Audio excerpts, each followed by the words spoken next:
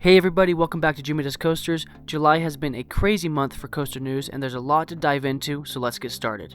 A funny headline this month is that a couple was arrested at Cedar Point for refusing to get off the Skyride. Police eventually took them off the gondola and cuffed them, but it does just affirm that Cedar Point has really had the weirdest few months of the season. Magic Mountain has announced that they are going to permanently close the Laughing Dragon, a restaurant which hasn't been open for a while now, on the top of Samurai Summit. You might think that's not a big deal, but first, this restaurant opened with the park more than 50 years ago. Second, I think this signals that Magic Mountain is beginning to make moves on their next project to revitalize the top of the mountain. Park surveys have also indicated the park is looking to add some attractions up there, so we'll see in coming months what their next move is. Drayton Manor in Britain has introduced a 10-ride limit to their Skip the Line passes for disabled guests. This is because registrations for the passes have skyrocketed, and they say it's really hurting the general queue times. And I don't think they're saying they don't care about people with disabilities, but that way more people are registering for the pass and taking advantage of the pass than actually need it. Alton Towers also made some changes to their pass like that, saying you can't qualify for the pass if you have autism, anxiety, or ADHD, but they walked that back after a lot of backlash, but still want to find a solution that doesn't let people abuse the pass. On August 14th, Disney is going to hold a huge fan event to drop some even huger news, but here's what we know so far. Magic Kingdom will get a new Cars area called Piston Peak, with 2 rides, one of them being a rally racing style of ride. They're also building a Monsters Inc. land in Hollywood Studios. One of the rides there will be an inverted roller coaster based on the Doors scene from the movie. Disney's Animal Kingdom will also see a new area, Pueblo Esperanza, with one of the new rides there being the Encanto ride. Another in that area will be the Indiana Jones ride. If it's anything like the one in California, it'll be awesome. California Adventure will also see a new Coco ride built at Pixar Pier, and Adventures Campus there will see 2 new rides, one of them being Stark Flight Labs, which looks similar of an idea to Monsters Unchained. There will also be a new Avatar-themed land at Disneyland, with their biggest new attraction being a themed boat ride taking you through Pandora, and this one looks like it'll be something similar to Dollywood's Night Flight Expedition. These changes, and many more across international parks, are part of the Disneyland Forward initiative. All fun stuff, but I probably prefer the nostalgia of the original rides. And real quick before the next one, I do make a video like this every month covering all the coaster news from the previous month. And if you want to see stuff like that and all the other content I make, go ahead and subscribe. That would really help out the channel and give you more stuff that you want to see. Thank you. Track is on site for Great America's new roller coaster, a Vekoma suspended family coaster, apparently the same layout as the Phoenix at Dino's Wonder Wheel. On July 28th, some intense storms led to flash flooding in Pennsylvania, even affecting Hershey Park, which got a good amount of flooding itself. Hopefully that doesn't cause too much long-term damage though. Sadly, Fiesta Village Fun Park in Colton, California will be closing forever after more than 50 years of operation. The owner said it's just too hard to keep up financially in this environment, and while they don't have any roller coasters, we will be losing things like their go-karts, mini golf, and a couple of flat rides. So mostly it's just sad to see this legacy ending. Connecticut's Quasi Amusement Park topped a list of America's most affordable theme parks. It's $33 for one ticket and $9.40 for parking. It has a zoo, water park, a bunch of flat rides, and a gravity grip Woody, Wooden Warrior. It only drops you 45 feet, but has some impressive airtime moments and does a lot with a little. Silver Dollar City has been dropping tons of teasers for their secret 2027 project, and one of them confirmed that the official announcement will happen on August 14th, so keep your eyes peeled for that. Something interesting though is that we have some hints of what this might be from some concept art introduced a few years ago from the park. The images in this concept art seem to match some of the structures being built, and if that's true, this will be a sort of mine train that loses its brakes and picks up speed, just like the closing Thunderation coaster does, taking you through a mine and up a spike and back. This would be a very awesome and worthy and welcomed replacement for Thunderation. Carowinds scared a lot of people this month when Fury 325, easily the park's most prominent coaster, was closed for 2 weeks. Apparently there's a problem with one of the foundations under one of the support columns, but that has been fixed and Fury has finally reopened. Six Flags Great America has been dropping tons of hints for Treetop Adventure, which looks like it'll be an awesome outdoor free play area focused on interacting with nature. The latest hint they dropped said August 6th, which I think will be the date of the official announcement, so keep your eye out for that. My thought is that it could be something like the Redwood Creek Challenge Trail at California Adventure. We'll see you on August 6th. Daredeviler has officially opened at Canada's Wonderland. This isn't a new coaster, just a retheme of Flight Deck, the park's Vekoma SLC, and I've heard it's not much different other than the paint job and the new trains, which came from Mind Eraser at Six Flags America, which has permanently closed. The cable snapped on Southwest Slinger, a slingshot ride at Western Playland in New Mexico. Always super freaky when that happens on these slingshot rides, but the 2 teenagers on the ride are okay, despite some minor injuries. Scary stuff at Knott's Berry Farm this month. Accelerator has been apparently down for a few weeks with some maintenance issues. A lot of rumors have been swirling about Accelerator's future, but let's just hope it gets up and running soon. This is one of the last Intamin launch coasters in the nation, and according to many, their favorite launch of all time, so we gotta keep it alive. So Michigan's Adventure decided to be awesome and give free admission to everyone older than 70 years old. Part of me wonders if someone over there watched my video about how to improve Magic Mountain, because I talked about that in there. But either way, I think it's a great way to invite people into your park who will add to the environment without flooding the lines for your attraction. Let them come and enjoy the park environment, and I'll bet you'll get a lot more grandkids coming with them. After running with only one train for a while, X2 at Magic Mountain began running a second train. Awesome! But on July 11th, X2 closed to the public and hasn't been opened since. We don't have any word on what that is, but it is a tough day in Southern California having X2 and Accelerator, 2 of its greatest coaster icons, down for multiple weeks at the same time. It sounds like it's an issue with the new train, but hopefully by next month's video, these will both be operational again. On National Water Park Day, July 28th, Knott's Berry Farm announced 2 awesome new slides coming from the same tower. These will be Coral Craze and Kelp Craze. This will feature the first family hive on the West Coast, and it looks like a lot of fun. These will open for the 2027 season. Over at Fiesta Texas, the track for Werewolf Gorge has officially been revealed. Nothing crazy because it looks pretty much like it did in the rendering, but it makes me happy that some track is on site and that the project is underway. Some interesting news is pricing hints just dropped for Six Flags parks for 2027. And if you want a prestige pass that has a fast lane for all parks in the nation, it will not include the fast lane for Cedar Point. That's exclusive. So you'll have to buy the prestige pass from Cedar Point if you want that park to be included in your fast lane pass. Expect it to cost at least $999. I saw other people saying $1,999. I don't know if that's true, but it sounds like it's going to be at least $1,000 for the prestige pass if you buy it from Cedar Point.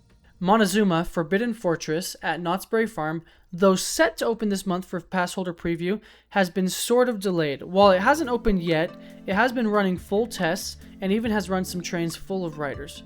It's been about 4 years since this was operational, and I can't wait to get back on this, so hopefully it'll open next month and finally end the curse of Montezooma. The saddest news this month is Dick Knoebel, legendary figure in the coaster world, longtime ACE member, and beloved president of Knoebels until transferring the mantle recently, has passed away. Knoebels was named the best theme park in the nation this year, and a lot of it has to do with the legacy that Dick created. At least now, he's probably had a happy reunion with his family before him. In honor of him, and at an exclusive ACE event, they ran the first train of Phoenix empty in honor of Dick's passing. Phoenix was also voted best coaster in the nation, by the way. That was a sweet gesture. I didn't know much about him until his passing, but hearing from others more involved with him in the park, he sounds like an amazing guy who impacted many lives and did not just elevate the amount of thrill in the industry, but the amount of good. One of the world's oldest roller coasters, Big Dipper at Blackpool Pleasure Beach, had a doozy when it derailed this month. It looks like the track split or broke or something. Everyone was fine and had to manually deboard, but I hope they will put in the work to fix it and keep it operating because this coaster is 103 years old and very iconic.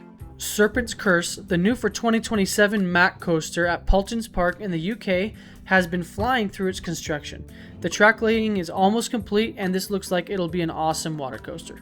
Art Engineering opened their first family-launched spike coaster, Maui's Peak, at a park in Germany with a pretty clever design, and I think this could be a great hint at the next coaster coming to Lagoon in Utah. First, the ride has a pretty clever layout. You launch forward through a series of twists and turns finally to go up a spike, and while on the spike, the track below you switches, so you fly around a twist coming down the spike that leads you into the station, and then you launch through the entire station circuit a second time, but now the train's facing backwards. Then you go up the spike backwards for the track to switch again, sending you into the station after that turn, facing forward to finish the ride. Super genius way to give 2 ride experiences with 1 track. And the reason I say this is similar to what I think will be Lagoon's new roller coaster is they have been teasing a coaster to replace Jetstar 2, which they removed last year. And Jetstar 2 had a small footprint, being a pretty compact roller coaster, and Maui's Peak looks the size to fit into that footprint. Lagoon also likes working with art engineering on custom designs, as it did for their 2 latest major projects like Cannibal and Primordial. Mark my words, some kind of family launch coaster like Maui's Peak is coming to Lagoon. Lost Island, a severely underrated park in Waterloo, Iowa, has been teasing a new attraction for a bit now, with signs all over the park saying, "We dug too deep." We don't know what it is yet, but most speculation is that it'll be a new dark ride, kind of like their Volcano dark ride, or the world's first RMC Wild Moose. One other thing is it looks like the ride will be an indoor attraction, so it makes the idea of a wild moose sound a little less likely, since I feel like they'd want to show it off being the first and all. But I'm sure we're going to have more updates on this by next month's video. So this one's still materializing a bit, but CJ Barrymore's theme park in Michigan just opened a family coaster this year, but it's apparently going to add another coaster, which will be a family dueling coaster in 2027 too. It actually looks like this will be a relocated Kid Flash coaster, or a new model from Skyline Attractions that's pretty similar. If that's true, I hope they can figure out the maintenance issues, because Kid Flash is a very sad story for Six Flags Over Georgia and Fiesta Texas. Finally, Dollywood has dropped an opening date for their first of its kind water coaster attraction, Night Flight. Pass holder preview will happen from August 15th to 18th, and it will open to the public on August 19th. We got some sad news over at Arnold's Park in Iowa. Their iconic Mad Mouse coaster is officially being retired after standing and operating since 2019. The park did, however, tease an exhilarating new attraction coming to replace it in 2027. So maybe we'll have an announcement for that by next month's video. On July 28th, Great Adventure held the official announcement for Project Purple. There wasn't a lot of new stuff because people knew most of it through leaks and also the ride structure, but the coaster will be called Bakunawa, named after the legendary Filipino serpent, and it will have the world's fastest inversion, the world's longest upside down stall, the world's only upside down launch. It'll take you up to 100 miles an hour and take you 382 feet in the air up a tower before spiraling back down. And we knew this was a spinning launch coaster, so it would be the world's fastest spinning launch coaster. But the biggest surprise is that this is a floorless roller coaster, making it the world's first floorless spinning coaster. And this is probably going to be the scariest roller coaster most people will ever ride on. Like that spiral at the very top when you're facing almost upside down spinning, I don't know if there's going to be a scarier feeling on a roller coaster than on that one. So this is going to be awesome. Alright, so Fast and Furious Hollywood Drift is doing some testing and letting certain guests on now, but at the same time it's getting a lot of noise complaints from neighbors. I don't think that's enough to get the ride to be shut down for lawsuits or whatever, but it is enough for there to be a lot about its noise on the news. The ride has not been officially open to the public yet, but there are POV videos out now and they look awesome. Tormenta Rampaging Run has opened. This is the world's tallest and fastest dive coaster and the only one that breaks 300 feet. It also has the world's second tallest inversion and the world's tallest Immelman loop and vertical loop. It sounds like Tormenta is very forceful and you can gray out for half the ride. I feel like it's not getting as hyped as I expected, but it is dominating Texas's skyline, and I hope it's doing great things for the park because it sounds like Six Flags Over Texas is really cleaning up their act. Kumba at Busch Gardens Tampa was announced this month to officially be closing on August 2nd, the exact same day as ArieForce 1. And we're only given a few weeks with this news, so that kind of stinks.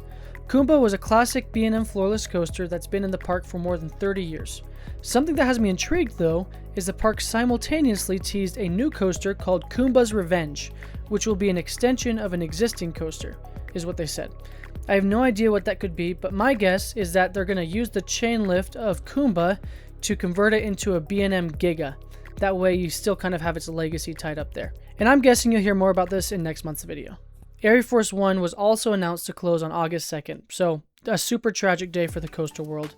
It looks like FunSpot put themselves in a ton of debt to build the coaster, and they couldn't financially escape the consequences, and the whole park in Atlanta is closing now. That means we're losing the Hurricane coaster and a bunch of flat rides. I'm guessing though that by next month's video we'll hear some new rumors about if, when, and where ArieForce will be relocated.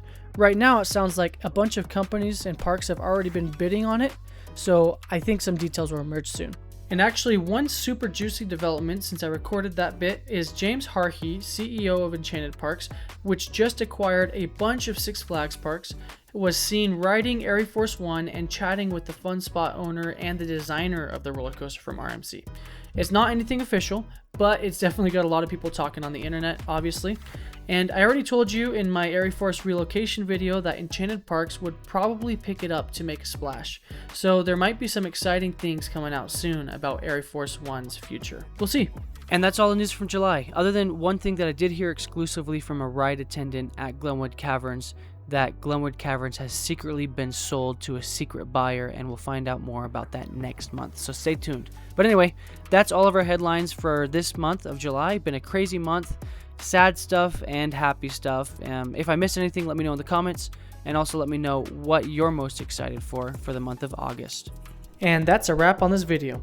If you liked the video, please like it. And if you're new here and want to stay in the loop for more content like this, make sure to subscribe and hit the bell icon, and it would really help out the channel too. Here's what's up at Jimmy Does Coasters. I make content about things like park and coaster ratings, park improvements, roller coaster POVs, park predictions, monthly news, and more. I make a new video every week, and whenever I have an available slot to fill, I let you vote on which video should come next. I also post a weekly YouTube poll for Matchup Monday to let subscribers vote on some of the biggest coaster debates, which will tally up at the end of the year for a recap. Also, if you want a sneak peek of my rough draft schedule for the next few weeks, you can check the banner photo on my channel's homepage. I'll keep that updated as new videos roll out. I'm also on Facebook and Instagram, and if you want to follow me there, my handles are in the video description. If you've made it to this point of the video, you're awesome, you're a real one. Have an awesome day, and I hope your next coaster ride isn't too far away.